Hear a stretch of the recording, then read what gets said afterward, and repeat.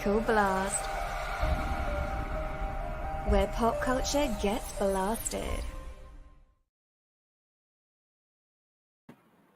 And good evening, everybody. It's open mic night tonight at the Critical Blast stage, where we invite people to pop on up and show us their wares.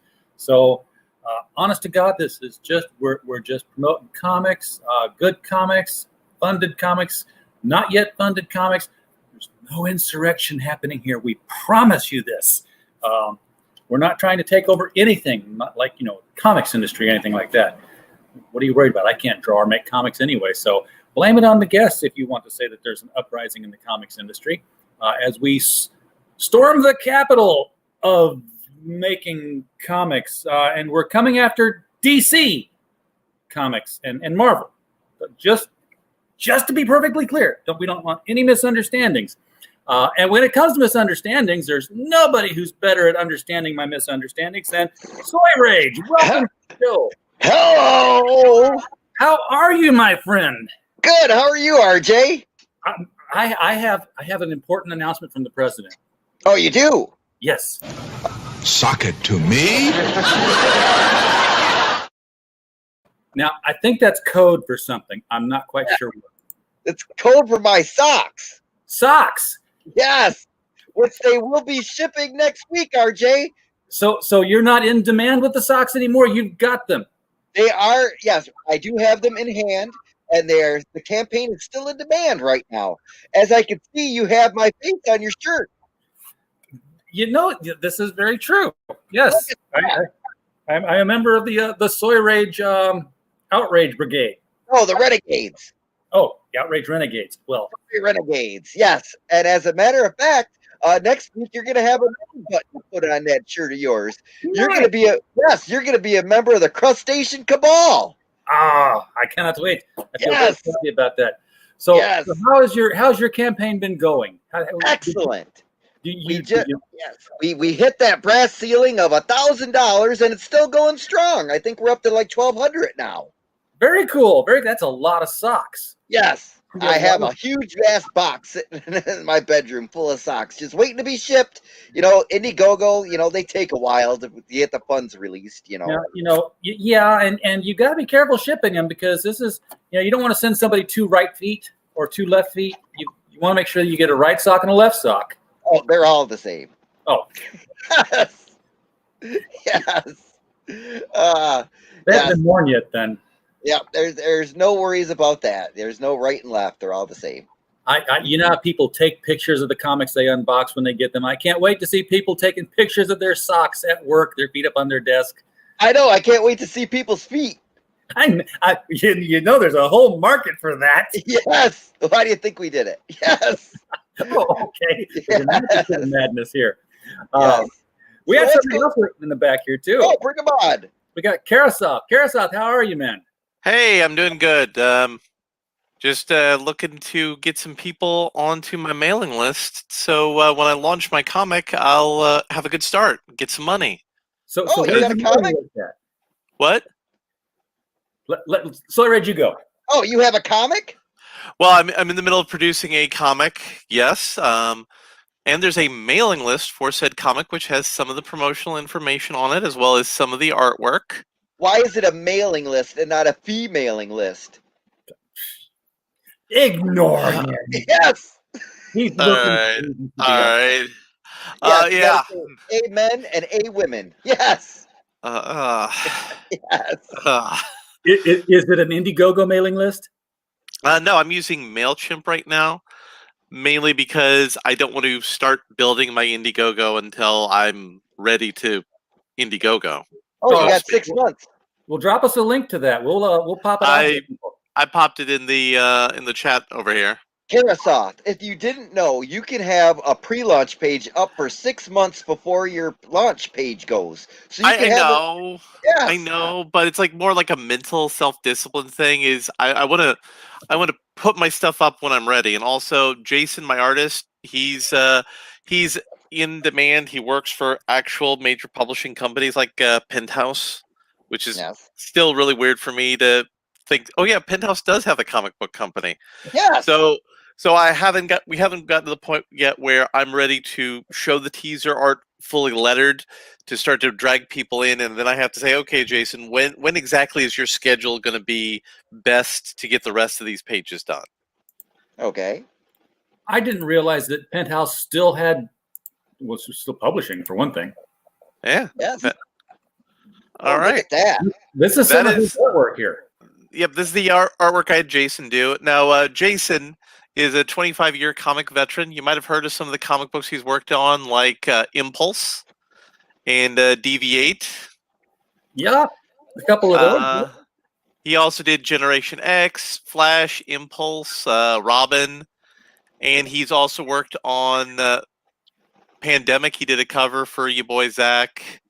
And he also worked on Expendables Go to Hell. So he's done a lot of things. And this is Brian, the main character, the male protagonist of my comic. Oh, hello, Rebel. Ahoy, it's Soy Rage! Yeah. We got two Larrys in the stream here. Yes. Look at Wait. this Hold up. Rebel's seen all this stuff because he was on Dillard's stream with me when I was presenting over on Dillard's. Yes.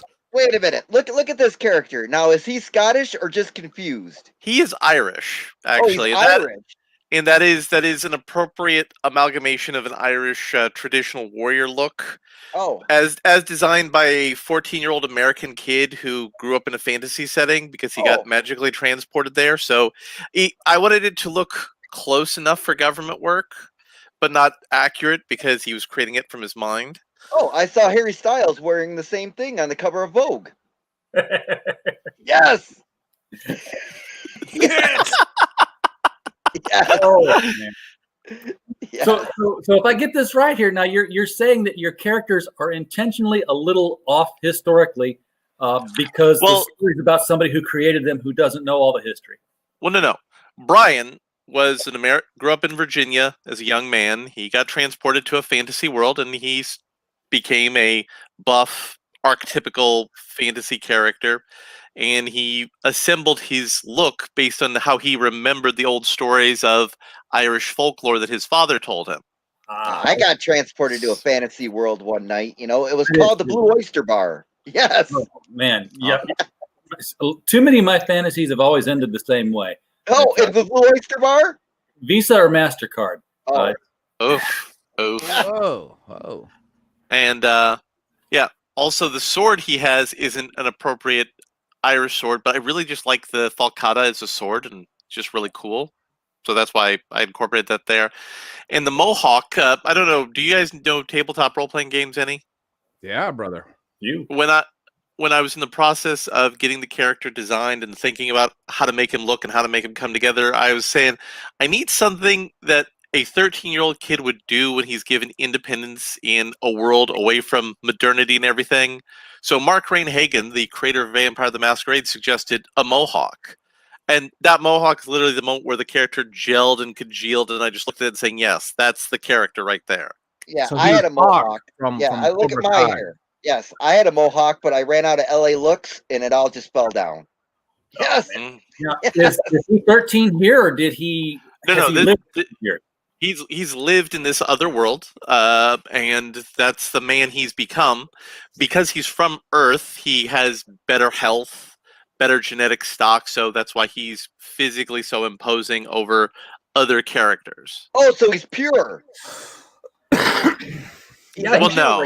He's got it's kind of like, John Carter a little bit. How John Carter had certain. What was that? I was just getting ready to say John Carter. Yeah, so it's got a little bit of an influence of John Carter there. Now, this is Huck the Goblin. He's the first character Brian encounters in the story, and if you kind of zoom in on Huck there a little bit, you can see Oh no! Well, I brought in a lot of Mongolian and Korean influences into the Goblin, and he's a merchant. Thus, the little shadowy thing there is his horse and carriage with his Jewish. wares. No, he's a Mongolian merchant. Oh, okay. Yeah. He doesn't look Mongoloid. I mean, no. Well, I mean, that's what the hat is. It's the traditional Mongolian warrior hat there. Okay. And he's smoking an opium pipe. This is not going to be approved by Parents Against Pot Smoking. Well, I mean, it's a pipe. I've not really figured out what's actually in it yet. Because that's not been relevant to what I've written in the story so far. Just he's smoking a pipe because that seems like something a little goblin merchant would do. I completely agree. This is so racist. Yes. And he wears the little pointy tip shoes. Yeah. So Robin's going down barefoot right now. Eh. So this is your typical fantasy world of goblins and dragons, and It is advanced. it is until it becomes something else, which happens in the middle of the story. The story starts off giving you the impression of it being something a little bit more typical, and then you uncover something deeper to the story. Yes. So we go deeper into her. Well, she is the female protagonist. This is Tian, and Tian is a wizard, and you're not supposed to be a wizard if you're a human, but she is, and she's also a princess in the kingdom where the initial events in the first story all take place. Why is her hand on fire? No, that's Kirby Crackle. Oh, Did you- I had that once. I had to see a doctor. TM. Yes. You should put a TM around anytime you use Kirby Crackle. Yes. I tell you what, it took me a week to get rid of it. Yes. Now, if you go to the next image, because I actually sent you two of her, one of her showing her in a raw magical power pose as well, which is Oh, cool also. I'd love to see her in different poses. That's why I Yes. skipped over this one first. Yes. You wanted to transform into it, I think. Yes, yeah. So that's very much influenced by the iconic scene from The Lord of the Rings where Galadriel goes, would you give the ring into me and turn me into a dark goddess? And that's sort of a representation of why the human culture fears wizards and fears their magical power. But it's also a world where magical power is, practical and the thing you actually need. So they're like half-elf wizards, part gnome wizards. A bunch of mulattoes, you're saying, is in this book. No, it wasn't Scion. I'd actually have to look at the title of what one he did for Penthouse. He's done a couple of different things here in Edinburgh. Because again, I don't really keep up with Penthouse comics, and when I looked at his comic book database, they didn't actually list the Penthouse projects there that he did. They only listed his more mainstream work. I had the first two issues of that, and they've disappeared. I don't know where they ever went. Yeah. They got stuck together. That's what you're saying, RJ. Oh, Yeah. I bet Yes. I was Oof. young when they came out, so Oof. So Tian and Brian both go through a sort of initiation in the story. Now, this is Typhon. She's a half-elf paladin warrior type.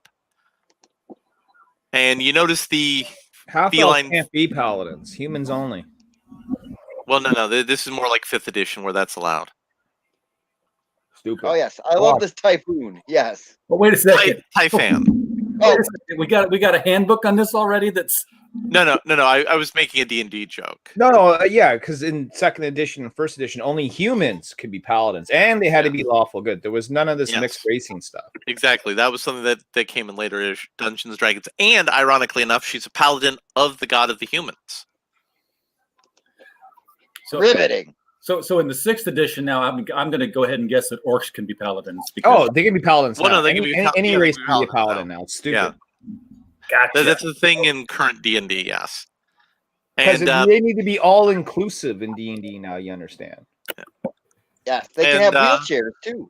Mm-hmm. yes, they can. Yes. So Typhon is also the best friend of Tian, and she's part of her adventuring group, and Brian gets roped into being the experienced adventurer who takes care of this young adventuring group, and then things go awry because it's a story that we're reading, and in fiction, if everything goes normally, it's a really boring story and nobody buys it and reads it. Now, Brian is the one who came from Earth. Yes.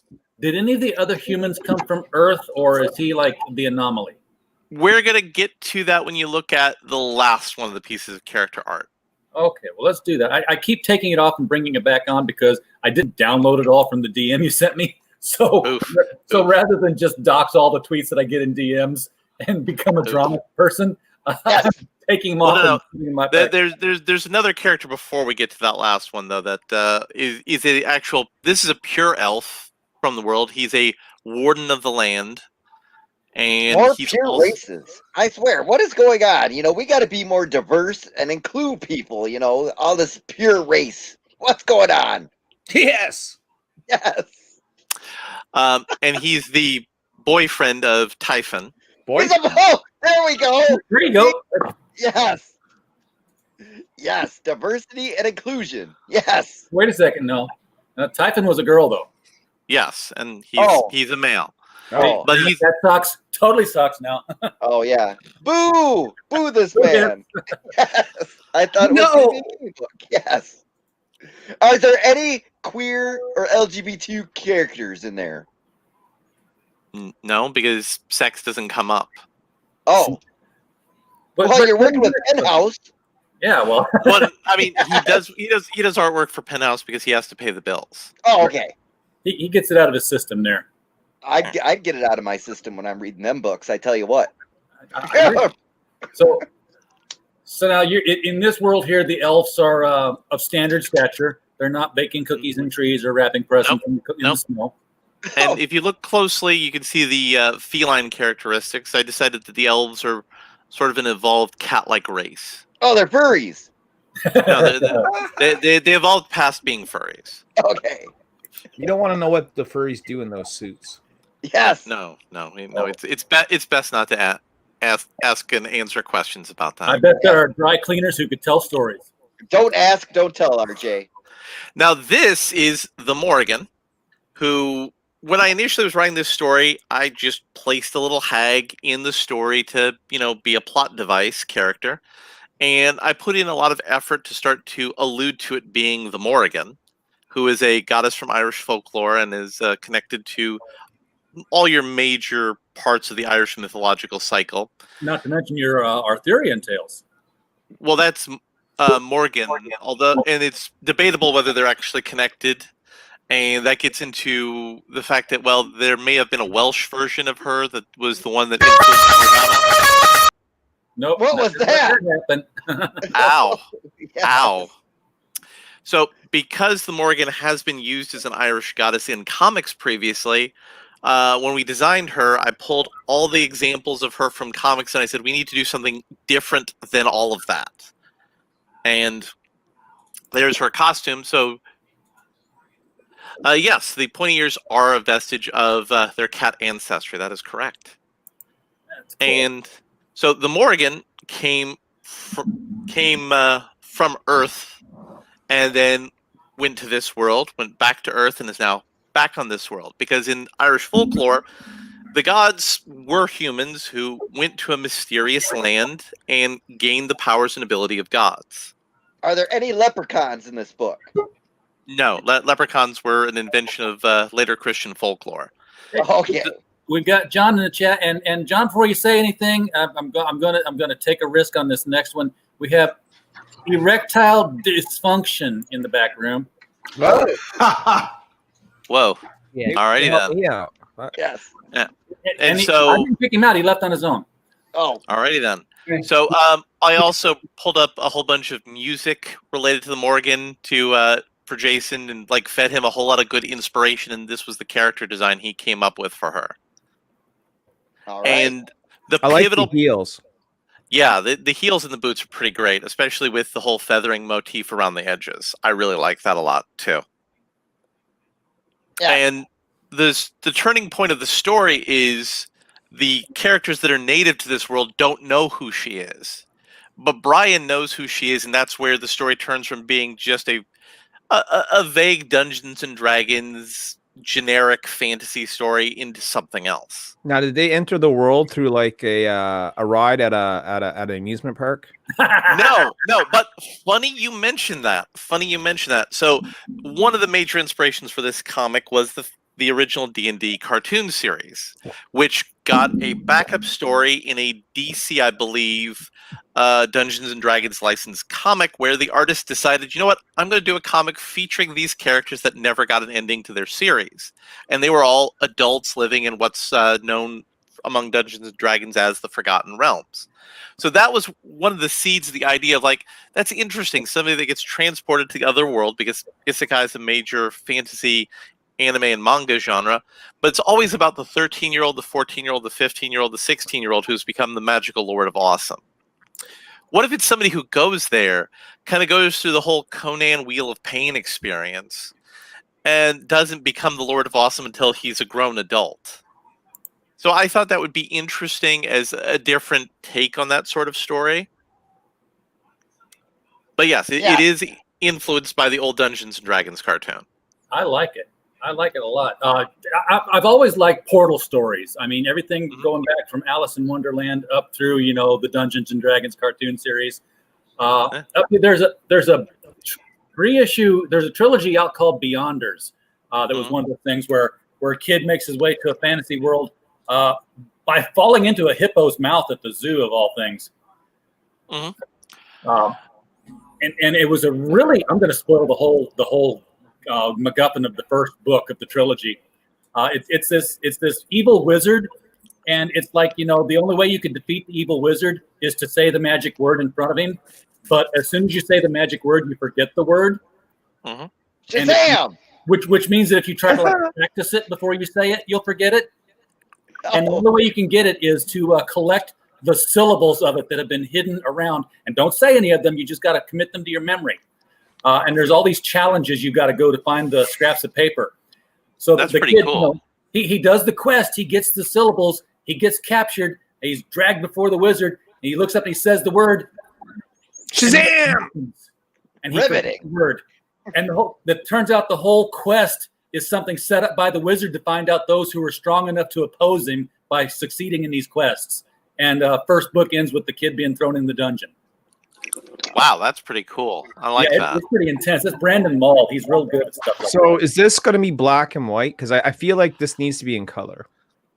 So initially, my artistic inspiration comes from black and white, and the asking price is going to be pretty big, so I can't budget for black and white initially, but that is going to be one of the stretch goals for the campaign, is a color version.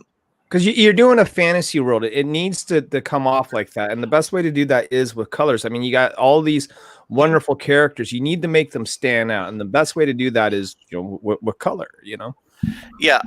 No, but here's the thing, though. All the original comic books that were sword and sorcery style, most of the classic ones of those were in black and white. Yeah, so but they're passé now, brother. No, and here's the thing, and I talk from experience, having done black and white comics for my first 5 issues. Once you go color, you're never going back, and you're going to double your sales. Yeah, James down. No. I understand that. I understand that, and it's going to be a big cost because Jason is a very talented artist. So I'm unfortunately not going to be able to reasonably ask for color right away, but if we hit the number on the crowdfunding campaign, there will definitely be color on this. No, what kind of number are you looking for here? He's charging me north of 200 a page. And I don't want you to give me your page rate. What I want is when you're crowdfunding, it's what is the goal that you're looking? Goal's going to be around 1,500. Okay, and then what is the goal to reach color? I think the goal for color I worked out was 17. Oh, you need more than that. Yeah. I need to pump that up to 18, you think? No, you need to pump that up to $3,000, dude. You want to pay for color for how many pages? Going to be 48. So it needs to times that by 100. Okay. So it needs to be around 1,800 to hit color. Well, I mean, if your goal is only 1,500 and you're only going to ask 300 more for color, that's not going to be enough, dude. You got to understand. No. Excuse me. I meant 15 grand, so it's going to be 18. Okay. 18 grand. You had me going there for a second. I had my numbers wrong. I dropped a 0. Sorry about that. Yeah, I was going to say. We were all signed up. No, but yeah. So color is going to be the first tier just because I know color is going to sell this, and my cover is already colored. Okay, I'm going to be a little bit of a contrarian, and I agree with everything that Larry said. I'm going to say, though, I have backed a number of black and white books as of late. And if your black and white and your grayscales are strong, you will find a fan base. Now, Larry's probably right. You're going to get more sales. Yeah, you can probably get more sales, but I think the community is opening up more to high quality black and white books. Yeah. So I mean, I think the most important thing, and this is my 2 cents. I probably haven't done as many. Definitely my books don't do as well as Larry's. So I mean, no, you do kind of get what you're paying for. Image Comics. What are you talking about, brother? Yeah, you kind of get what you're paying for here. But I'm thinking that like, you can have a successful, But Larry's right though. You got to know what your numbers are. But you can have a successful campaign in black and white. And you can do it, and it can be done like that. The black and white you had, I like it a lot. I mean, you had the black and the white, you had the grayscale. I mean, those black and whites can't stand on their own. So I mean, I agree with Larry about what color can do for you, but you can have a very strong campaign, and unapologetically, and it be black and white. I mean, if you look at the old Conan, the old Slain, both of those were very iconic, very epic, grayscale black and whites.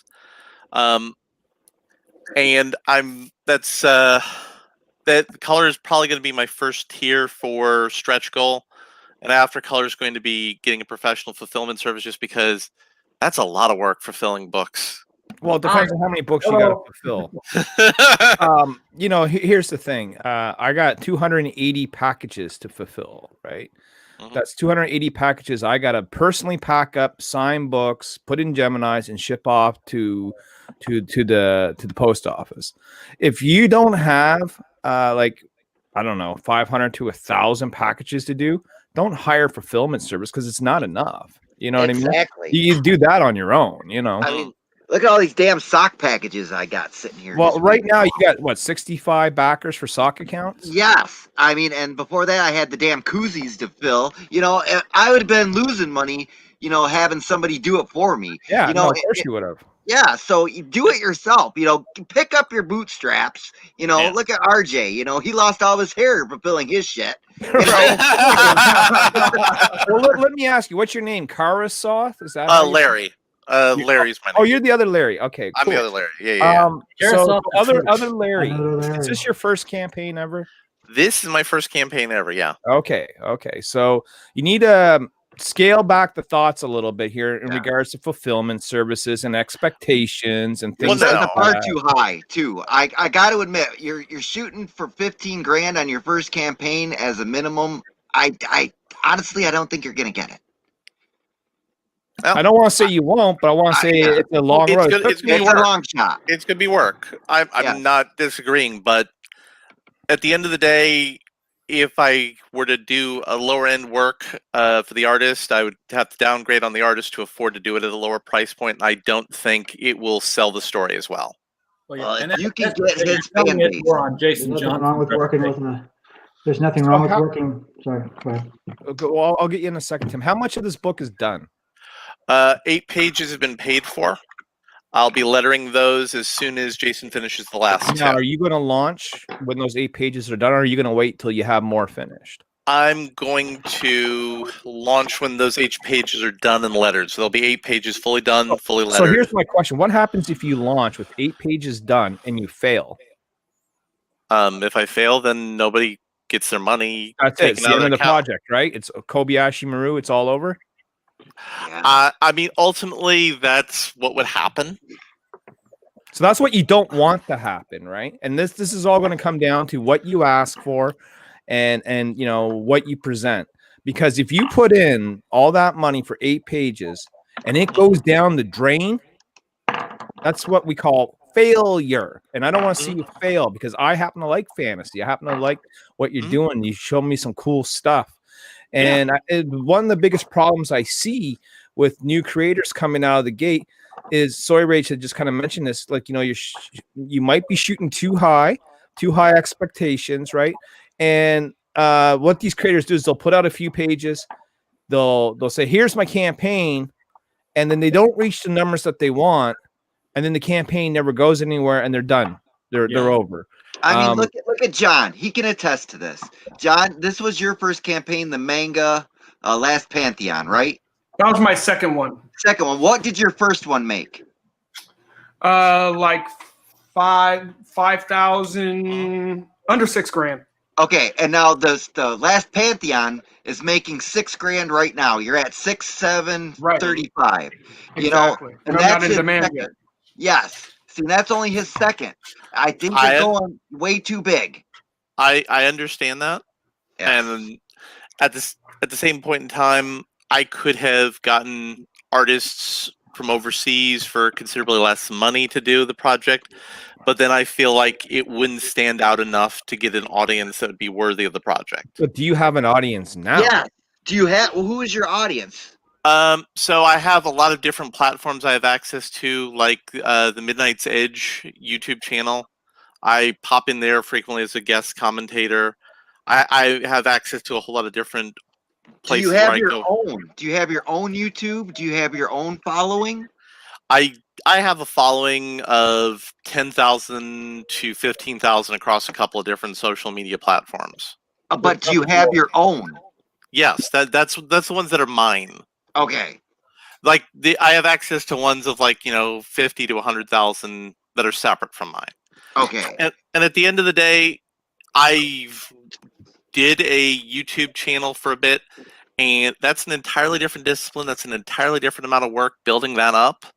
And I have a day job, and I'm committing to trying to develop projects, and I'm also working on doing some freelance work. I'll have a short that'll be getting announced here probably in February that I'm doing, and I'm working on another project with the same creator. He's getting that penciled in for the end of his 2021 production cycle. Okay, so right now, if we're just looking at the black and white production, Jason's pencils and ink. I'm assuming Jason's inking as well. Yeah. Okay. He's doing the pencils and the inking. So you're looking at $4,800 for the pages, probably another $1,000 for the cover if you get a full color cover. It actually cost me less than that for the cover. Good. Okay. So let's look at $5,500 right there for just the just a second. Let me get the calculator out here. Yeah. And this is going to be for the pages that. Come on, computer. Give me my calculator. Well, if it's $200 a page, and you're doing 48 pages. Oh, no. I've already paid for 8 pages. Yeah, so but you said that's not $200 a page, right? $200 a page at 48 pages is what? No, I've already paid for 8. So that don't matter what you already paid. What it is per page now since you brought it up. Right. 200 times 40. Okay, so fuck, you're looking at what, $8,000 right there? Yeah. It's lofty, bro. You know what I mean? Like, well, that's but he's going with a name artist too. Well, I artist, that, but that's too ambitious. Name artist who's done 2 projects with you boy Zach. One of them with Sylvester Stallone. Yeah. A guy whose first major comic project. If you don't get that money back, that you're screwed. If I don't get the money that I've already put in back, then I've lost the investment in my business, and then I'll just have to invest again. I pay $60 per page. That's what I pay. No, I understand that, and you've seen fantasy. Like if you go to Kickstarter, you can see a lot of fantasy books that are anywhere between $40 and $80 a page that barely get a few $1,000s in sales. Are you able to cut that in half? Do a standard comic at 22 pages plus a cover at 23. That would cut your cost in half right there. And you could take the other half and do it as a second campaign as a number 2. There's a good idea. Cut the size down. That is an option. That's ultimately an option I could do. What the fuck is going on? Testify. We're trying to help a guy. No, you're not. This Rebel Comics guy has caused me nothing but damage today. Oh. What did I do? He brought me onto his show last night. Sure. He manipulated me. Yes. I'm a victim. Yes. He's a victim.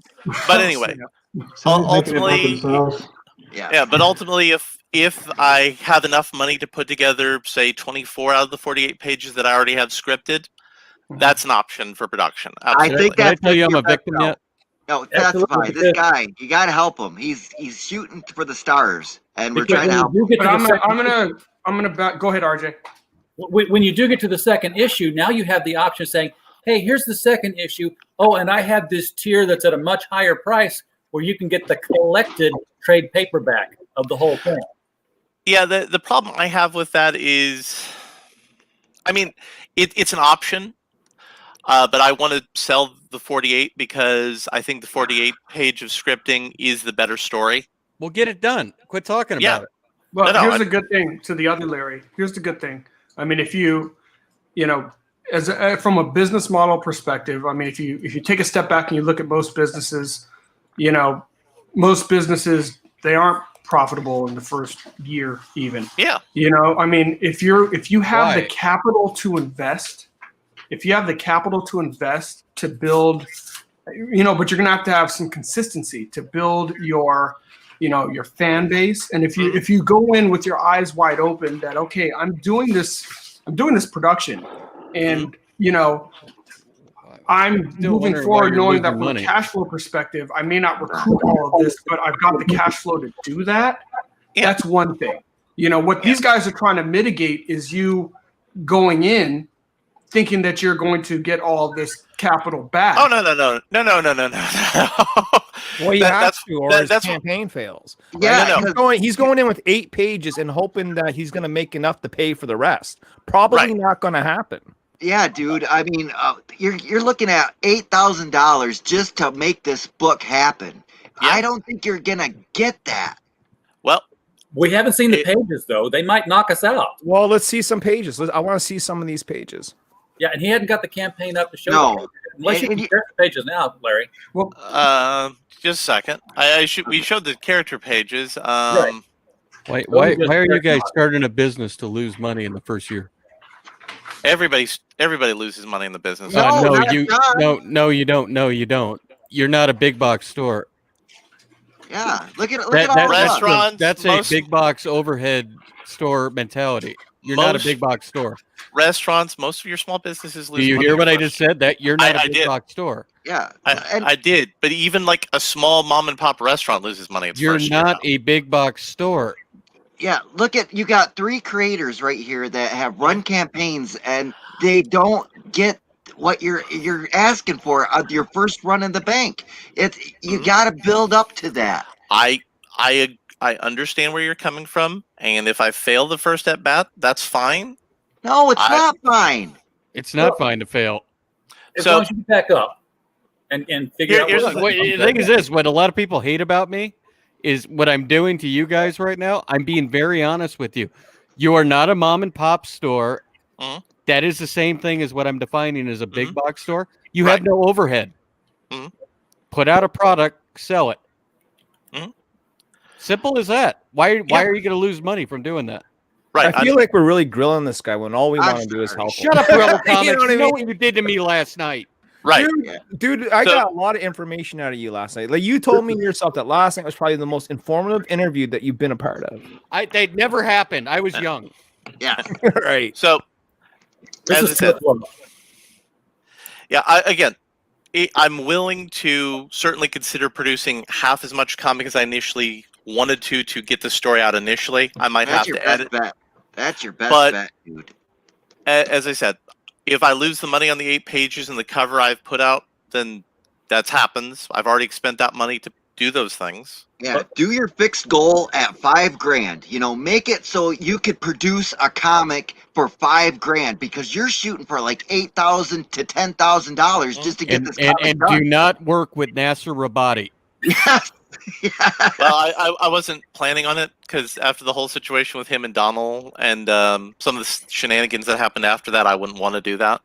Okay, Yes. you're already ahead of the game. Good job. Yes. Drop me one of your best pages in my DMs here, and we'll bring it up. Give me a second. Yeah. And, Now, and for the other Larry, for Larry who we're talking to, if you don't hit a certain, so I mean, I'm trying to understand the risks that you're undertaking, but also the risks that the backer This is gonna reality have. right So if I back your book and you don't hit A $5 production grand, goal. is my money gone and I get no No. book? No, you'd get your money back if I can't get enough money. Okay, to so get you're the gonna book. so you're gonna set it at one of those all or nothing. yeah, Ba- fixed goal. basically. Yeah, Okay. It needs basically. to be- If I you do can't, flexible, if I you're can't, definitely screwed. yeah, if I can't produce a book though, I'm not taking anybody's money. So I mean, these guys are talking about my character being somewhat popular. It really isn't. Here's the first campaign that we've ever did. My first run out of the door, like you're doing right now. Here's my first run out of the door.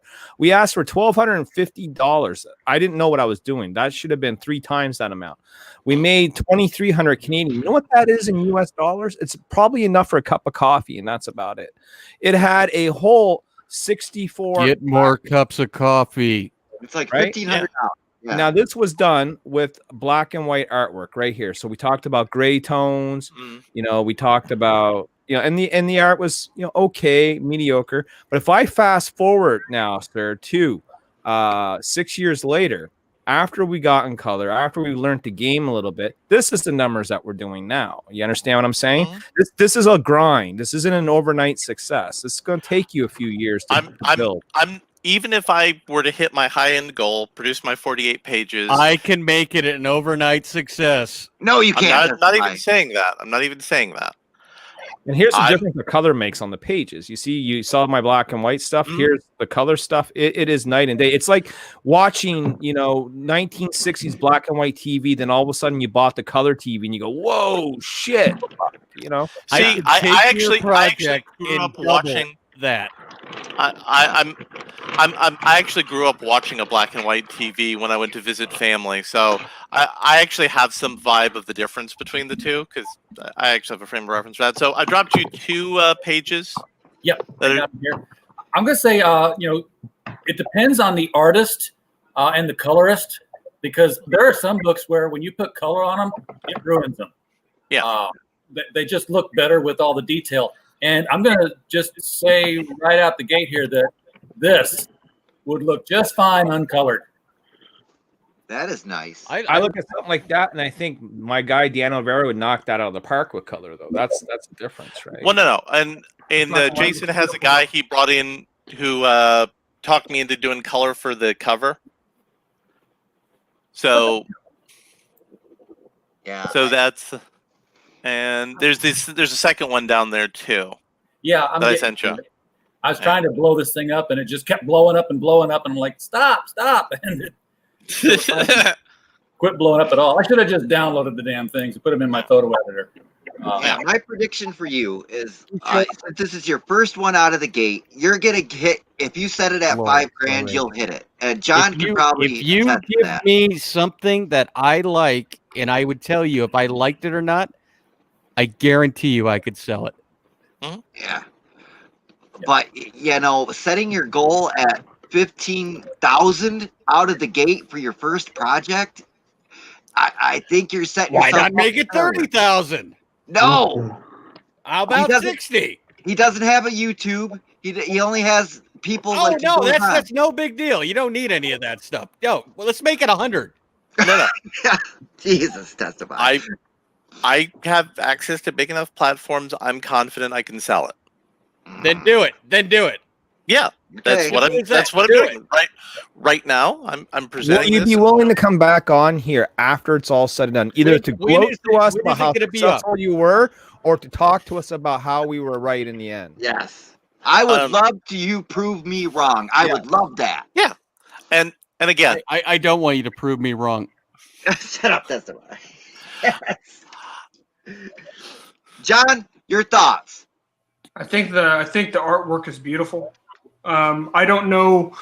Ultimately, I don't know the extent of his platform, because that's going to have a lot to do with it. Because not only is Larry's books, John, what you just said is what I wanted to ask. What is this platform you think you're to get all this money from? A YouTube channel with 100,000-ish subscribers. Who is it? Midnight's Edge. Hey, I don't know them. I honestly can tell you, I don't know them. I don't know them either. But it's the Fandom Rejects. Yes. Oh, it's a Fandom Menace. They don't have money. Good Lord, you're not going to get a fucking dime out of them. Oh, be nice. Oh, God. Again. Yes, we got another one. Yes. They don't buy anything.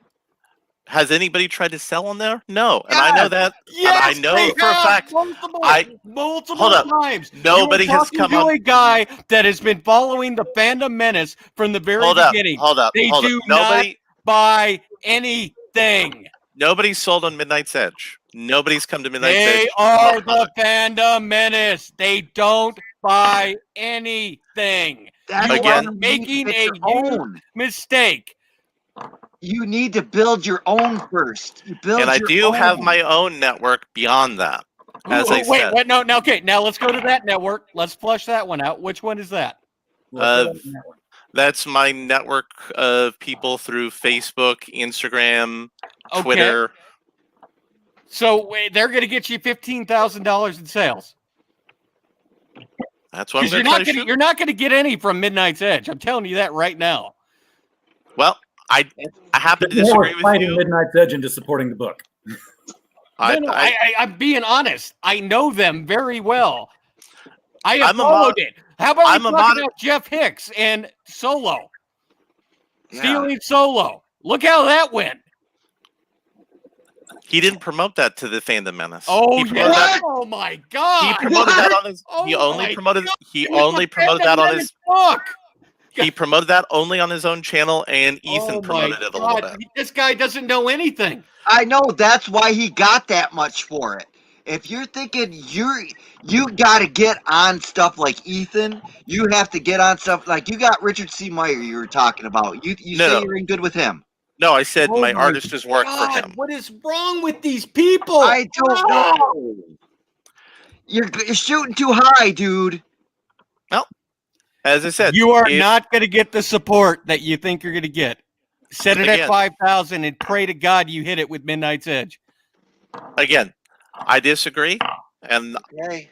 worst case scenario, and when you don't hit it, you're going to come back here. And here's the thing: I will do this. When are you putting it out? He don't know yet. it's going to be March or April is what I'm shooting for. So but when it's will gonna the depend- campaign be done? And you could tell me I was wrong. It's also going to depend on when Jason's schedule for the rest of the year looks like. But No, by tell summer, me when. Because here's by the thing: summer, if they come through the way you think they are, I will eat 100% crow. I will do it. I will actually go on camera and do it. I will eat a crow. but I'll come back in the summer if it's not done and up and running. And you're missing out not putting a exactly. page up. You're sitting on your ass with this campaign page. You have 6 months on an Indiegogo. Just put up a link for people to sign up. RJ, highlight Hammer of Doom's comment for me, please. Didn't they buy Anna's cover? Yeah, they did. You know why? They were on Ethan's show. Ethan. It had nothing to do with the Fandom Menace. Again, I have faith in my plan, and if it doesn't work, I'm only out the money I've already put out. You're talking to people that have been following this for years. You're wrong. No, he's only out the money that he'll be out. I mean, he put it in. No, I hate seeing people fail because they believe in failure. They have never sold a goddamn thing for anybody. I mean, look at Larry, Ever. look at John. These are the guys that you need to be listening to because they are actually on their second and third campaigns. I am listening to them, and the idea of splitting this into 2 books, while not something I want to do, I'm willing to do that. I believe I can edit the book effectively to make that work. My thing is this: the fact you said Midnight's Edge was your way to get sales. That's my they largest. Don't spend money. Nobody None of has them sold do. on that channel. Nobody sold on that channel. They do not sell stuff on that channel. And if you think anything that you thought might have been sold, you might want to go find out all the other places they've been before that. Well, again, I believe I can get it done with what I have access to. I believe the quality of the art's going to sell the book. And here's the other thing. I'm a subscriber to Midnight's Edge. Mhm. I'm part of their Patreon even. Mm-hmm. Guess what they don't do? They don't get anybody's sales for comic books. Because nobody's gone there for comic books. Nobody's There's a going to reason go for that. there. There's no market for them. The Fandom Menace people do not spend money. They don't. I mean, look at what a failure the High Republic is for the comic book. You know that no Star Wars fan buys comics. Again, I'm worst case scenario, as I said, I've Look put my into money it. out. Look into it. Figure it out. Go ask them. Show me something that you guys sold. I'm going to sell to them. They're not selling for me. That's why you go to a platform, though. You're not selling to them. You know, look at I've seen John on so many people's different platforms. He's out there grinding to get his $6,000 that he made from Pantheon Volume 1. I mean, John, how many streams do you go on in a week? Quite a few. I've seen you on a lot lately. You know, anywhere between 5 and 10, 12 sometimes. Yeah, and you're diversifying. You're not putting all your eggs in one basket. You also might think I'm being you might also think I'm being an asshole to you. No, I'm being 100% honest with you, trying to give you very good advice. I'm and listening to your advice. It's not me against Midnight's Edge. The fandom menace does not spend money. Okay, so I'm going to say this. I had a situation about 2 years ago. Just a second. Tim has had his hand up for a bit. He's been wanting to talk. I've had to actually my first attempt. I got some wise advice from someone because I didn't think it was Justin Dutton and good man Shay the Red. Also good. They gave me wise advice that the way I was heading was not going to turn out very well. Of course, I listened. I had to refund everybody, and end the campaign. Did you learn from what you did wrong? I like to think I did. Okay. I hope I did.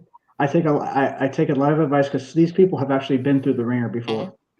So don't expect your first campaign to turn out the way you think it might. Exactly. That's very good advice. Yeah. Right. I understand that. And if I'm prepared to lose. Never prepare to lose. Don't do anything if you prepare to lose. Because you will lose if you think you're going to be prepared to. It's why you got to just start low. Build your audience slowly to get to that point where you can start setting your goal at $15,000. Here's the personal experience I had. I was in a situation about 2.5 years ago where I was living in a hotel and my family was going to be homeless. That's so awesome. And I was looking, it's great. It's not stressful at all. I had a product. We had books that had just come out because we run a publishing thing. So I'm like, great. These books are going to be my way to get out of this hotel and into a house where I can, put aside a couple of grand. What I needed was a couple of grand. I was ready to go. They were done deal. I went on Ethan Van Sciver's channel to tell people about our show, our website, and the book. On Christmas Eve, when everybody's tuned in to find out the things that Ethan's showing off, I got 3 freaking sales out of that. That's it. Out of that entire audience. I'm not saying Ethan didn't sell my book. That's not what I'm saying. I thank you, Ethan, for letting me have the opportunity to be on there. But just because there's a channel with a huge listenership and subscribership, if your thing isn't tailored specifically to them, I mean, if you were talking about, hey, I'm going to a channel here that's 191,000 subscribers, and they're all Lord of the Rings fans. Yes. Do 100. No, wait, guys. I also have access to other streams like that as well. Do 191,000 people watch it all at the same time? No, of course. How many people watch it? No, nobody hits. Well, let me rephrase that. No. How many? No, answer the question. How many live viewers watch it when they're on? Well, I will say it's under 100. I know that for a fact. It depends on the stream. No. Yes. I know it for a fact. It's under 100. With your I'm a subscriber. I watch Midnight's Edge. I know all about it. I know all their little network. They don't get over 100 people watching at the same time. Yeah, and those 100 people don't buy a goddamn thing. Yeah, but your also, book is catered. Listen, your book is catered to a certain demographic. You got the fantasy, you got the Dungeons and Dragons. I have several of those channels already lined up as well. Once I have a product to sell. That's what you need to be focusing on, not Star Wars. I'm not. I'm selling it to those people because been a moderator on that channel. I'm a They're regular not gonna commentator on buy that. it. That's not my I point. have a personal. That isn't my Phantom point. Menace. My buddy Mike Rogers, who works for Bleeding Fool, wrote the fucking Phantom Menace fucking book. And then another guy named Steven cut him out of the whole fucking deal and cut him out of his fucking money. Yeah.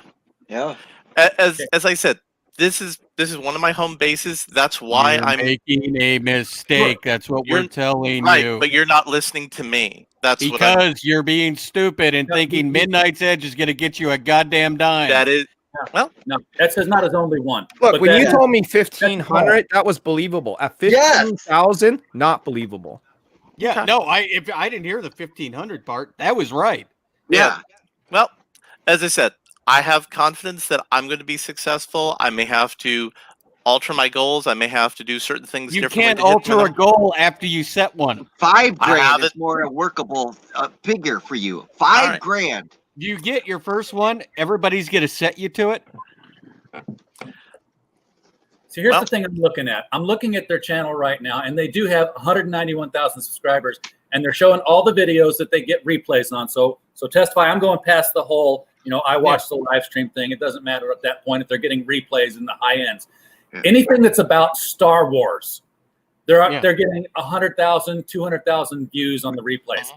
Anything that's not about Star Wars, 12,000. Wow, that's a big drop. 12,000 again for Conan. So Conan is probably closer to the demographic. Yeah, Now, and Andre is a huge Conan fan, and he helped me in the early editing process as well. But Andre's getting the least views on that channel. Yeah, this artist that you got that works with Penthouse, does he have a YouTube? Does he have anything that you can build off of that? I'm building my. No, I'm asking about your artist. Does he have a following that you can build from? Does he have a YouTube? Does he have an Instagram? Does he have this shit? He has a Twitter. He has a Twitter. He has an Instagram. YouTube. Does he have a YouTube? No, because he does actual work. He's working on a regular basis as a freelance YouTube artist. is work if you're trying to sell a fucking book. He's not. He's not. He's not. getting paid He's a for work for paper. hire artist. He's a work for hire artist. He's not selling books. He's making the art. So there won't be any push from his side. Jason, let me ask you a question. Jason Why do you want to get into comic books? Yeah. Because I love comic books as a medium. I love storytelling. Money, apparently. That's like an alcoholic wanting to buy a bar.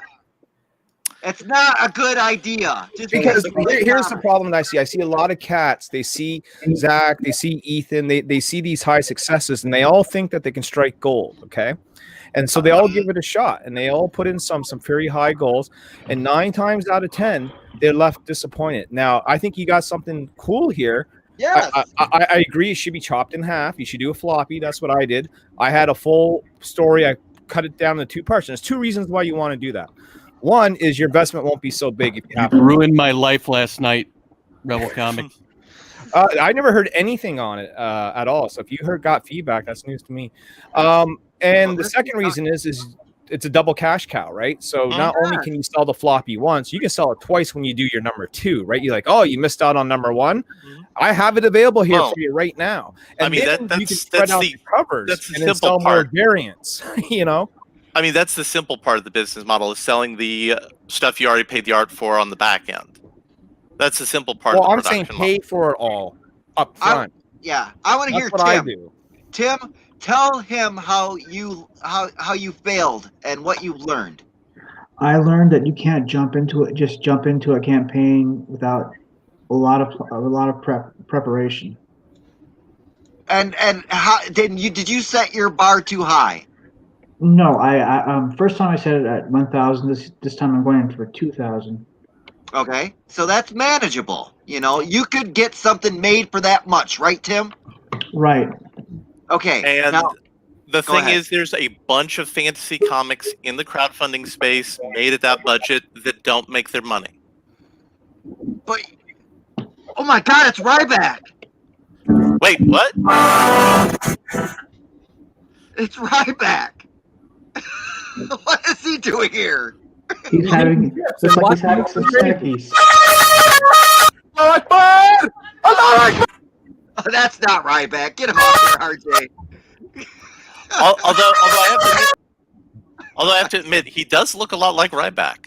That was Ryback, but it wasn't him. Yes. Oh, okay. Hey, man, if one of you guys had to hook up with Ryback, that would be fucking I hilarious. thought it was actually Ryback. Yes. Get him off here. All right, we're talking business. Yes. Now, RJ, you are a successful writer, correct? Okay. Okay. So, how much did it cost you to print your books? Just your novels? Wait a second. Now you're talking about the stuff that we published, other people's stuff. No, your own Remo Williams shit. I don't publish those. No, you're published on demand, right? That is correct. No, I'm not published on demand. I sell those to the publisher.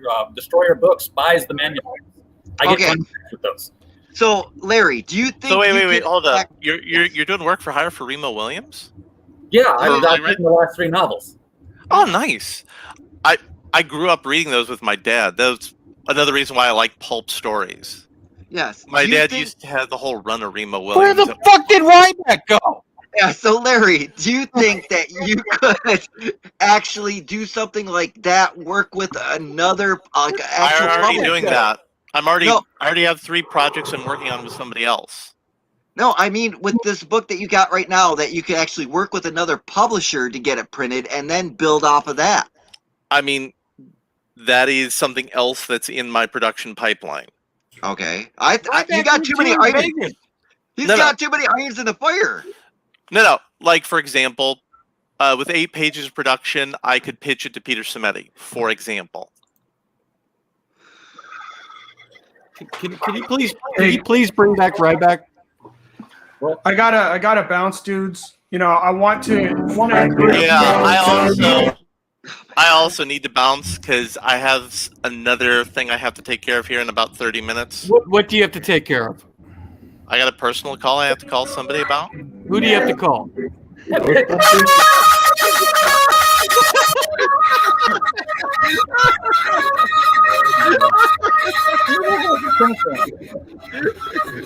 RJ, what are you doing? And in an hour, I got a big interview with Soy Rage. Yes. Yes. No.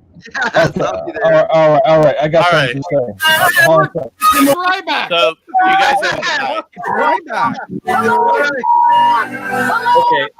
Hey, Ryback, what's going on, brother? No, bring back Ryback.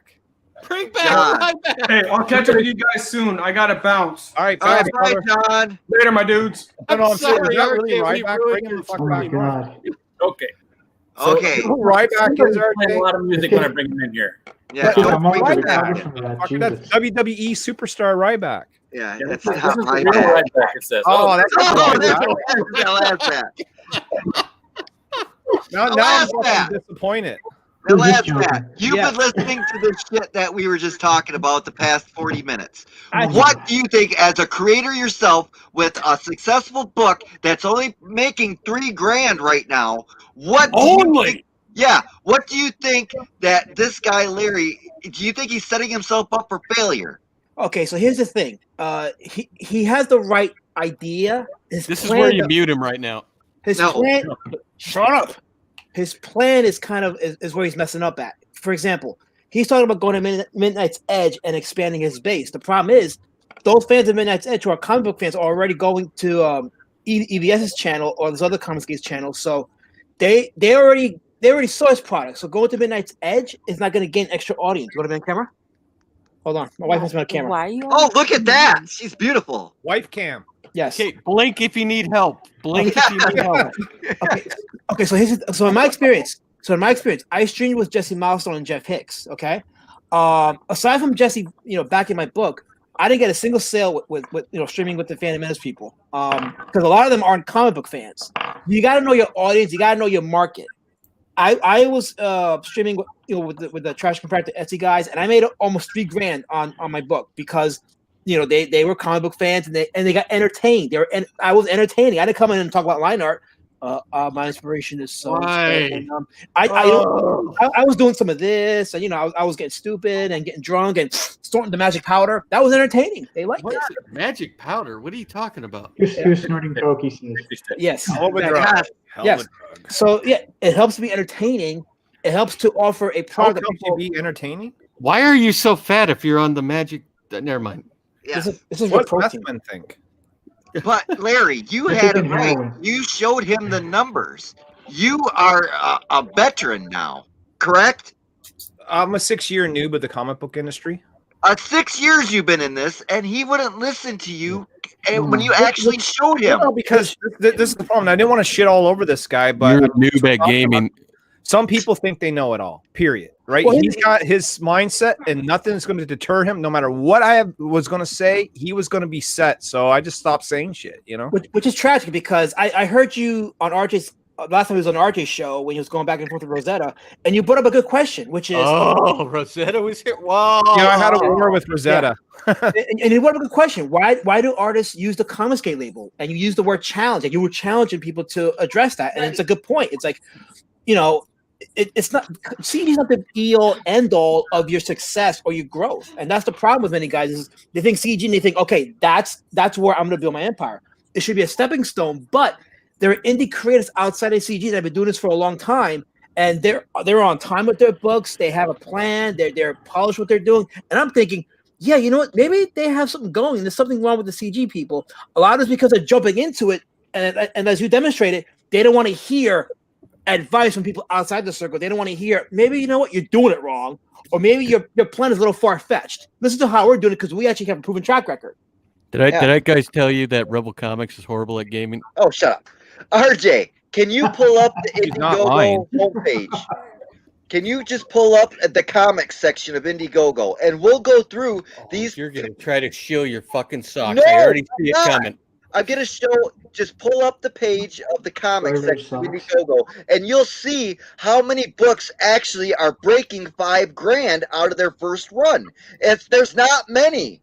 I mean, the ones that are getting that 10 to 15,000 are the ones that have names, are the ones that are out there constantly on the big channels, not your fucking recommended. You go up to there where it says explore, and there'll be That button. comics. There you go. There you Comics. go.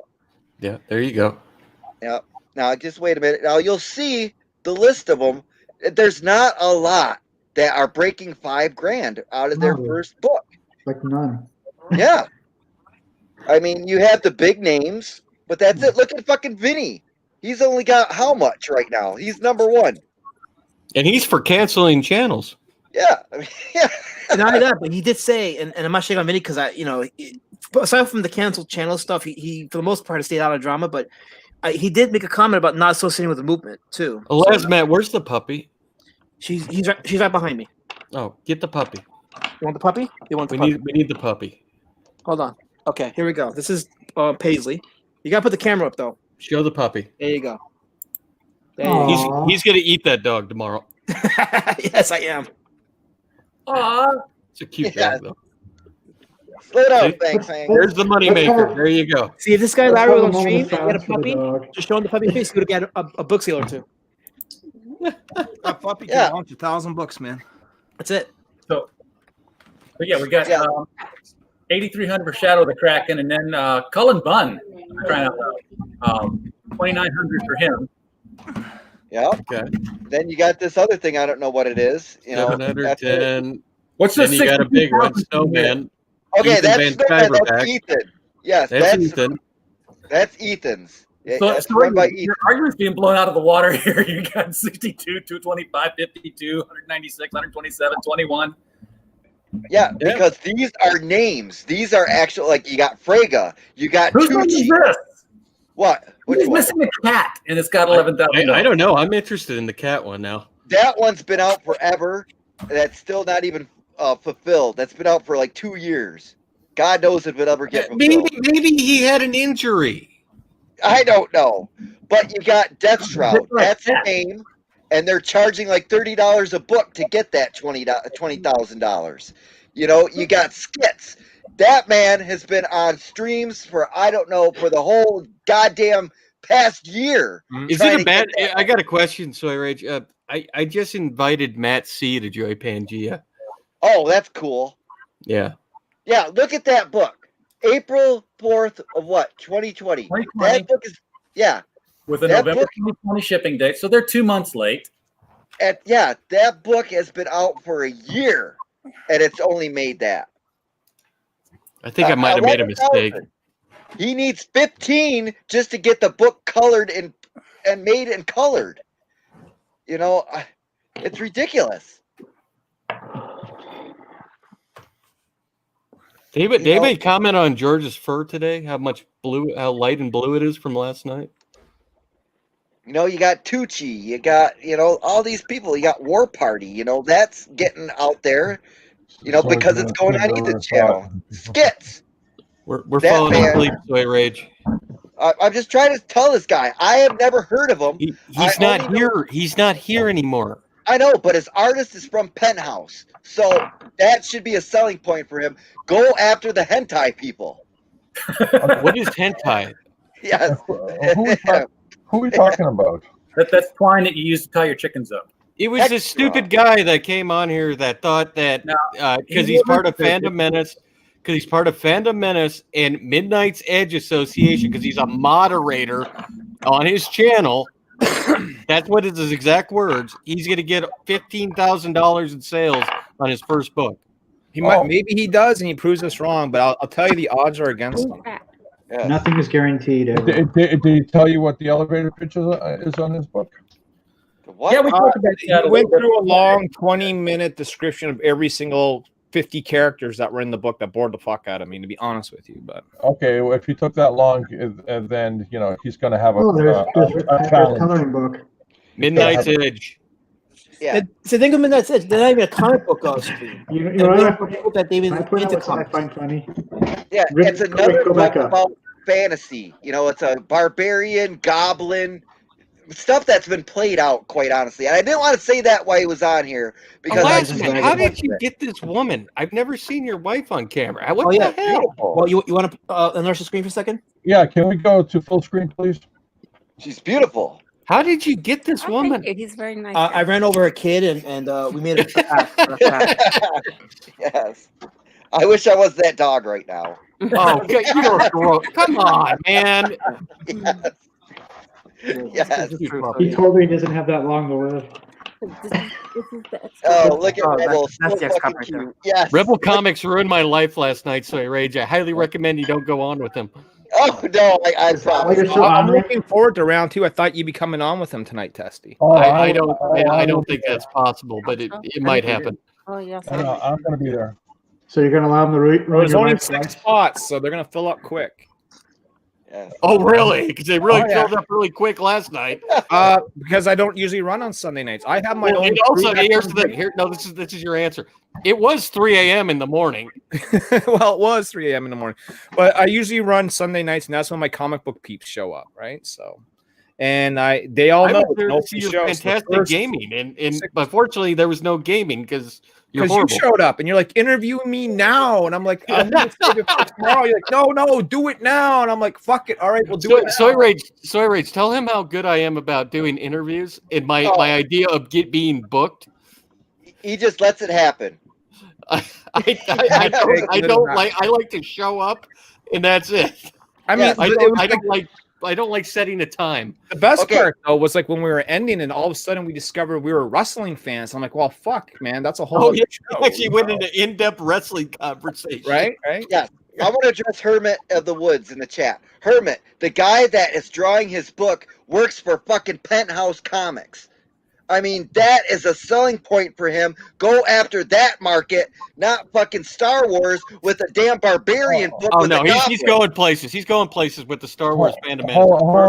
Wait, you forgot the people who like Heavy Metal Magazine. Paul's like, you say he works for Penthouse Comics? I mean, what's his job there? What, pushing the food cart around? No, he wouldn't specify. No, the artist that he's paying $200 a page, and he's making a 38-page book. I just had 4 heart attacks hearing that. Okay, so Can you imagine do him we know paying who? Wait a minute. Do we know $400 who this artist is? Do we know What? who this artist is? Do we know who this He artist didn't is? drop his name, Yeah. but he showed the art. Did he, RJ? Okay, his name is Jason Johnson. He's done Okay. covers for Impulse. He's worked for. He's worked in the industry. Okay, can we see some samples of his work? Yeah. Can you Google him and do an image search? Let's Google him. Yes. Yes. I can do that. Because for $200 a page, my God, he That's better like, he better be like top I can get tier. 4 pages done for that price. Yeah. You pay 60. I pay Hey. George $15 in gift cards for my shit I get from him. But I want to If I had to- renegotiate my I- contract with you, sir. if I had to pay $200 a page, I'd literally live on $50 a week. I know, it's ridiculous. And he said he has a day job. You know what I mean? But Yeah. I mean, this is a great discussion we're having. look, it takes money to put one of these things together. At bare minimum, it's $3 to $4 grand to put together a floppy, and that's going black and white. So let's say if you have that kind of money, or you have artists that are willing to help you out, like either like a first Niobe was put together by a friend of mine. We did it for free. You know what I mean? If it wasn't for that, I still have no comics. I would have nothing to have built my base off of and cycle money into, you know? Yes. I mean, look at poor Lasmat. He had to sell his 2 children to get Road Warrior Drake funded. Those poor kids. I can see it. You were supposed to say that, so now I'm gonna have the FBI knocking on my door tomorrow. Yeah, had to sell the kids. Had to sell the kids to Urban Wood says, Rebel Comics, you need to learn something from this panel. Like what? I'm the one that's teaching this panel. Yeah. We're all helping each other. Yeah, exactly. I actually, the few minutes I listen to Rebel Comics, I'm like, yeah, you made some good points. And the thing with CG creators, they don't listen to the non-CG guys thinking, oh, you got nothing to teach us. I think Rebel needs to reach through the internet and slap the guy one time. I need to do what now? Okay, the guy, so the guy says you need to learn something from us. It's like, no. Okay, so this is some of Jason's artwork here. This is a witch at the stake. She's turning the guy into a frog. I don't know what book this is from. It's just some commission pieces. He's done a picture here of Magneto for commission sitting on the Iron Throne, which kind of worked out for me. Okay, continue. That's kind of cool. Did you find any sequential work at all? Doesn't look like it. Oh, what's this? Might be something there. This guy though in the chat says, "Wait, Rebel Comics is a mod for Midnight Edge or Midnight Edge after?" No, that's a different Larry, dude. There were 2 Larrys on this show. Wait a minute. Wait. Click on that. You can buy his artwork for $100 on eBay, and the guy's paying $200 a page. This is going all the way back to Team 7, though. This has been a while back. Okay, Still, click that's on that. published. Click on that image. Let's see it. This guy's a poser. He's not capable of creating a composition.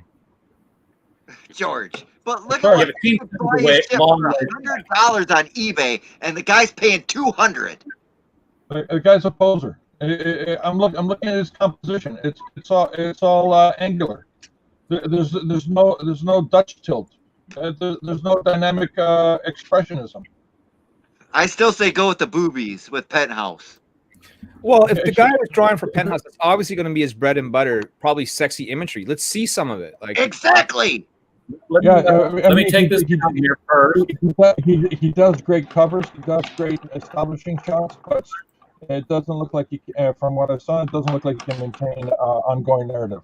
The best thing that guy showed was that Magaroth woman, the woman, but she didn't even have big boobs or nothing. But that was the best, like dark with the black and white, the grayscale and everything. You know, that's what he needed to stick with. Going with this barbarian and goblin shit, it's played out. I'm sorry. I'm telling you, Star H, you get yourself a comic book, just do stick figures, and you're gonna make more money than anybody. Yes, I'll put a duck in it. Yes. What does that mean? No, nothing. Yeah. Yes. Look at Paula Ritchie in the chat. She knows what's going on. Paula, Yes. That's all. Person, I mean, I'm not a pro or anything. I'm pretty much new myself, but I went with someone who's an artist that's getting his start too. So Yeah, I mean, there's no room to negotiate. Yeah, like if I'm gonna do a book, I wouldn't run to Ethan and say, "Hey, draw my book for me. I'll pay you this much. You know, we're gonna make $1 million." You got to work within your means, right?